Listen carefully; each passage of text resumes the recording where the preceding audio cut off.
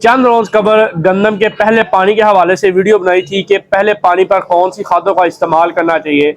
बहुत से काश्तकार भाइयों ने सवालात पूछे कि क्या हम लोग यूरिया, सल्फर और जिंक को इकट्ठा फ्लड कर सकते हैं, या इसके अलावा बहुत से काश्तकार भाइयों ने सवालात पूछे थे क्या डीएपी और जिंक को इकट्ठा इस्तेमाल कर सकते हैं, या एनपी और ग्वारा को इकट्ठा इस्तेमाल कर सकते हैं या नहीं कर सकते। तो आज की वीडियो के अंदर इस हवाले से हम लोग बात करेंगे कि किन किन खादों को हम लोग मिक्स करके इस्तेमाल कर सकते हैं और किन खादों को मिक्स नहीं करना चाहिए। सबसे पहले हम लोग बात करेंगे कैन ग्वारा यानी कि कैल्शियम अमोनियम नाइट्रेट्स के हवाले से। बहुत से खासकर भाई कैन ग्वारा खाद का गंदम के अंदर पहले पानी पर और दीगर दूसरी फसलात आलू वगैरह में जो आजकल मौजूदा हमारी फसलात है उनके अंदर इस्तेमाल कर रहे होते हैं, और साथ में वो पूछ रहे होते हैं कि हम इसके साथ नाइट्रोफास का इस्तेमाल करें या ना करें। देखें नाज़रीन, जो कैल्शियम अमोनियम नाइट्रेट्स यानी कि जो कैन ग्वारा खाद होती है, इसको जब आप किसी भी फारफोर्सी खाद के साथ, चाहे वो डीएपी हो या नाइट्रोफास हो या कोई और फारफोर्सी खाद हो, उसके साथ जब आप इसको मिक्स करके इस्तेमाल करेंगे तो दोनों खादें जो है रिएक्शन कर जाएंगी और ये कैल्शियम फास्फेट्स बना देंगी, जिसका हमारी फसल को नुकसान पहुंचेगा। ये दोनों खादें रिएक्शन करने के बाद फिक्स हो जाएंगी, जिसकी वजह से किसी किस्म का कोई भी फायदा जो है खाद का हमें देखने को नहीं मिलेगा। ये हमारी दोनों खादें जो है वो जाया हो जाएंगी। इसके बाद हम लोग बात करते चले, जब हम लोग कैन ग्वारा के साथ सल्फर का इस्तेमाल करते हैं, नाज़रीन जो हमारा कैल्शियम अमोनियम नाइट्रेट्स यानी कि जो हमारा कैन ग्वारा है, अगर इसके साथ आप लोग सल्फर वाली खादें इस्तेमाल करेंगे तो ये आपस में रिएक्शन कर जाएंगी और दोनों खादें जाया हो जाएंगी और ये कैल्शियम सल्फेट बना देंगे। और जो कैल्शियम सल्फेट होता है ये पानी में हल पजीर नहीं होता, हमारी दोनों खादें जो है वो जाया हो जाएंगी और जमीन के अंदर फिक्स हो जाएंगी, जिसका हमारे पौधे को किसी किस्म का कोई भी फायदा जो है वो हासिल नहीं हो। और बहुत से काश्तकार भाई कैन ग्वारा खाद के साथ जिंक का इस्तेमाल कर रहे होते हैं,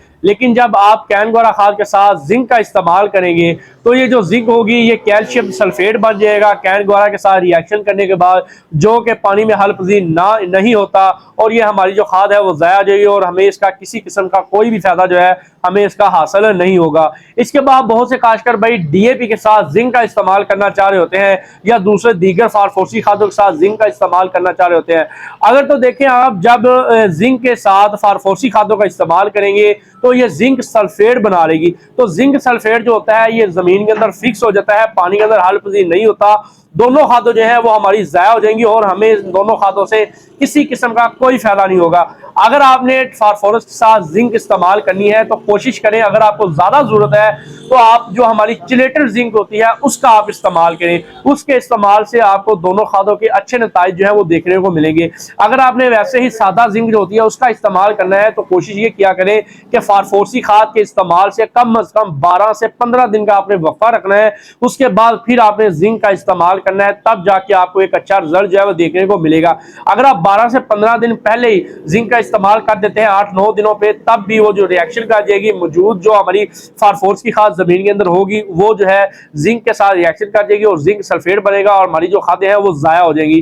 तो ये हमारी चंद खादें हैं जिनको आपने देखकर समझकर आपने इस्तेमाल करना है। अगर आप गलत तरीके से खादों का इस्तेमाल करते हैं तो ये चंद खादें जो है आपस में रिएक्शन कर जाती है। अब यहाँ पर कैन ग्वारा के साथ अगर आप मैग्नीशियम वाली खादें इस्तेमाल करेंगे तो ये मैग्नीशियम सल्फेट बन जाएगा और ये भी पानी के अंदर हल नहीं होता और हमारी ये भी खादें जो है वो जाया हो जाएंगी। तो ज्यादातर कैन ग्वारा खाद के साथ ना तो आपको सल्फर इस्तेमाल करना चाहिए, ना आपको इसके साथ फास्फोरसी खाद इस्तेमाल करनी चाहिए, और ना ही आपको इसके साथ मैग्नीशियम वाली जो खादें हैं वो इस्तेमाल करना है, और ना ही आप इसके साथ जिंक को इस्तेमाल कर सकते हैं। कैन ग्वारा खाद के साथ आपने इन 4 खादों का आपने लाजमन ख्याल रखना है कि ये 4 खादें आप कैन ग्वारा के साथ इस्तेमाल ना करें।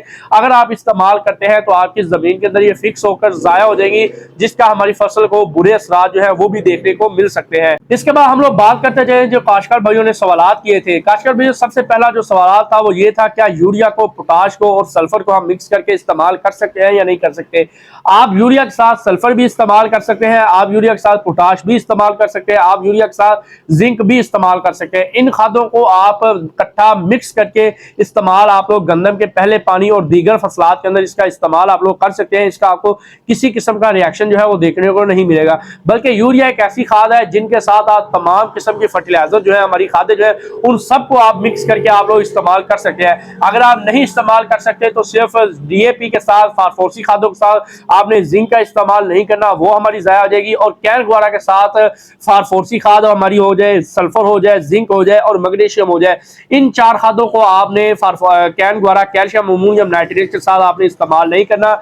ये हमारी खादें जो है वो ज़ाया हो जाएंगी। बाकी तमाम खादों को आप मिक्स करके इस्तेमाल कर सकते हैं। पोटाश को भी आप लोग मिक्स करके इस्तेमाल कर सकते हैं। और यहाँ पर कुछ लोगों ने ये सवाल पूछा था, क्या पोटाश के साथ सल्फर को हम इस्तेमाल कर सकते हैं या नहीं कर सकते।